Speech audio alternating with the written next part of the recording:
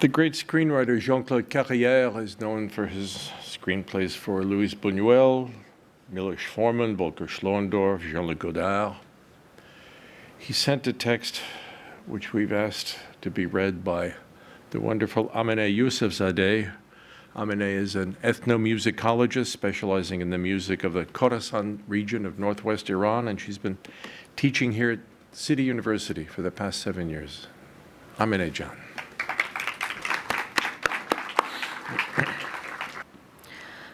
So Abbas Kiarostami was one of the most wonderful surprises of our lives. He arrived when we wasn't expecting him, and with a few films, he completely changed our whole view of Iran. He worked alone or almost alone, but he was borne along by a very ancient culture, one which didn't want to die and which didn't want to renounce what we call modernity, which is nothing more than the will to live with one's era. Doubtlessly, it was in order to be at the very source of the new feelings of its era that he began to work with children and to ask them questions whose answers he never forgot. He was living proof that art cannot stop, can't be immobile, can't be frozen. The proof that it's more powerful than we are, that it's the only human activity capable of breaking all barriers. Above all, those barriers which often we ourselves put up without realizing it inside ourselves. The proof that art at a certain level is the only weapon we still wield against death. Merci, Abbas. I asked Errol Morris to join us, and he sent the following message: "So sorry, I'm trapped in LA. I knew him. We served on a jury together at the Yamagata Festival. An incredible experience. We were the two holdouts on the jury. We were unutterably opposed to each other. I wanted to give the first prize to Fred Wiseman's Zoo. He wanted to give it to almost anybody else. I loved arguing with him. I loved him in his movies. He was tough, and I knew he could outlast me in any argument. We ended up giving Zoo the second prize." There are texts by two other extraordinary critics, and I'd like to invite Kent Jones, wonderful critic himself and director of the New York Film Festival, to come up to read texts by David Bordwell and Jeff Andrew. This is just I'll start with the note from Jeff Andrew, critic and programmer.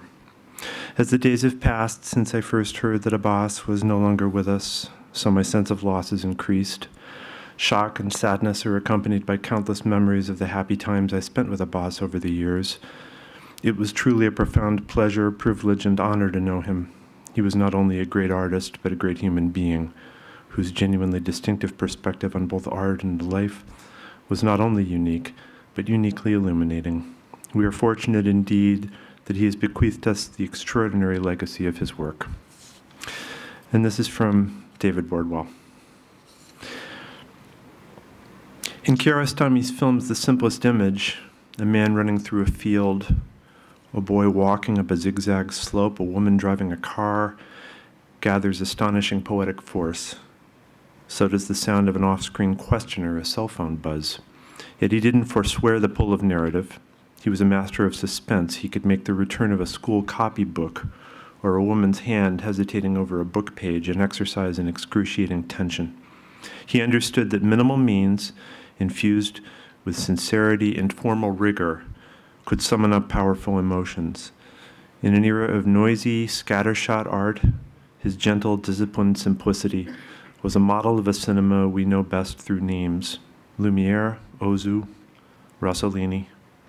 Abbas Kiarostami reminded us that plainness can be profound. Thanks.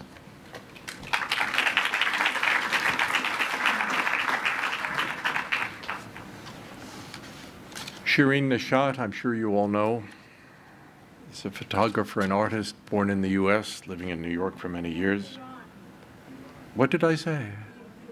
Oh, well, it's late. Born in Iran, living here. She's going to read her text to us, just written, about Abbas's work and its relation to her own. Please welcome Shirin. Kiarostami turned his camera toward the faces and lives of Iranians whose existence were an expression of love, beauty, and humanity, deeply contradicting the ugly politics and the religious fervor which were defining the Iranian identity at the time. To my eyes, Kiarostami became the saving grace of a nation which battled with isolation in the world, yet psychological, political, and economic suffocation at home. Kiarostami gave Iranians hope. It helped us take pride for being who we are. 5 books of haiku that Abbas wrote, some of them based on classical Persian poetry, some of them his own. Please join us. Please welcome Nahid and Mohammed. خوب که فکر میکنم نمیفهمم دلیل این همه بلندی کهکشان رو. The more I think, the less I understand why the Milky Way is so distant. خوب که فکر میکنم نمیفهمم دلیل این همه ترس از مرگ رو. The more I think, the less I understand the reason to fear death so much. Please welcome my wife, a wonderful journalist, a wonderful fashion designer, a unique human being, and maybe Abbas's closest friend, Nazzy Beglari. For Abbas Kiarostami, life was an opportunity, one he never... I forgot to say who this was from. I'm sorry. This is from Mohammad Reza Bahmanpour, who's a publisher, the head of Nazar Publications, who published all the books of Abbas's poetry and photography. And he sent this just the other day. Sorry. And his closest friends. And his closest friend. For Abbas Kiarostami, life was an opportunity, one he never wanted to miss. Now that he has left this world for the other one, let's imagine how he's using this new opportunity. I assume the first thing he does is to have a conversation with God or one of his representatives. After telling God about some of his own childhood memories, including one about a lonely tree in a barley field, he convinces God to reset his divine design, starting with trees, always one of his favorite subjects, and changing their locations. He suggests that God plant a lonely, naked tree on a hill covered with snow, its long shadow stretched out over the hill. I'm confident he's succeeding in exciting God about all these changes. And when God looks at Abbas's newest installation, he would be filled with awe.